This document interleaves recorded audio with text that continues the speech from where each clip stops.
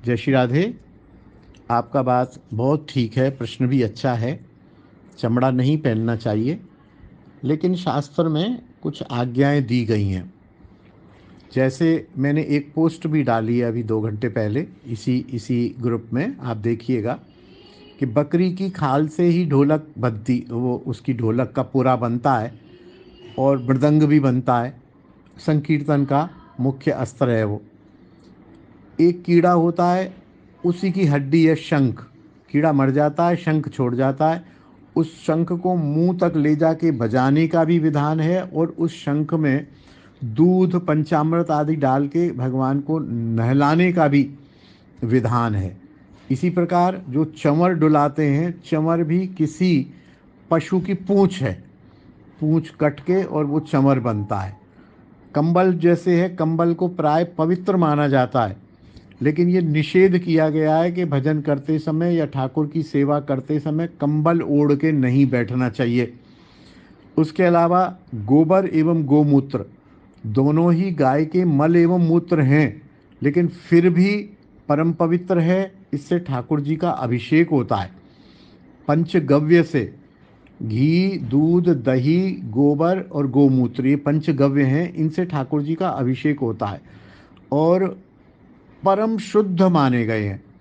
ऐसे ही शहद, शहद भी पंचामृत का, जब दूध, दही, घी, शहद, बूरा आदि का अभिषेक होता है तो उसमें शहद होता है। तो शहद को भी परम पवित्र माना गया है।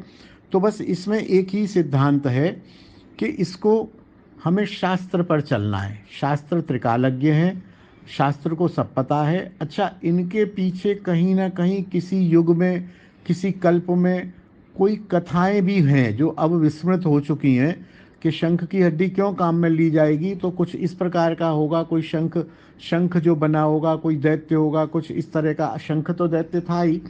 तो कुल मिला के ये कथा होगी कि नहीं, तुम्हारी हड्डी को मैं अपने पंचामृत में काम लूँगा। ऐसा कुछ ठाकुर का, देवताओं का वर, आशीर्वाद इस प्रकार का अवश्य होगा। तो इसलिए हमें शास्त्र की बात को, और जो शास्त्र की बात हमारे गुरुजन परंपरा से बरसों से कहते चले आए हैं। आजकल शास्त्र भी नकली बन गए हैं।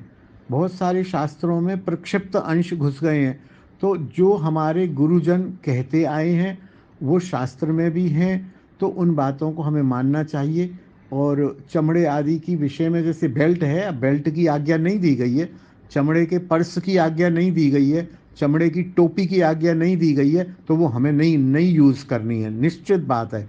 लेकिन चमड़ा होते हुए भी ढोलक का पुरा है तो वो पवित्र है। और ढोलक क्या है, एक एक यंत्र है, एक उसको संकीर्तन का पार्षद माना जाता है। जो ढोलक बजाता है उसको माला बाद में पहनाई जाती है, पहले ढोलक को चंदन लगा के माला पहनाई जाती है।